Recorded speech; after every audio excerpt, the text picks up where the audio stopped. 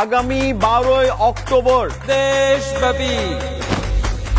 12ই October দেশব্যাপী কি হবে? ভাবি 12ই অক্টোবর হ্যাঁ, দেখা হবে। বলো তো কবে থেকে শুরু? তাহলে রেজিস্ট্রেশন শুরু করে দাও। আচ্ছা, ভুলো না কিন্তু রেজিস্ট্রেশন করতে।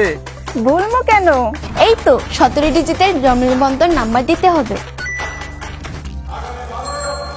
বাবা, আমি রেজিস্ট্রেশন করব না। অবশ্যই করবি। এই যে দেখ, vaccpi.gov.bd তে অলরেডি রেজিস্ট্রেশন করে ফেলেছি।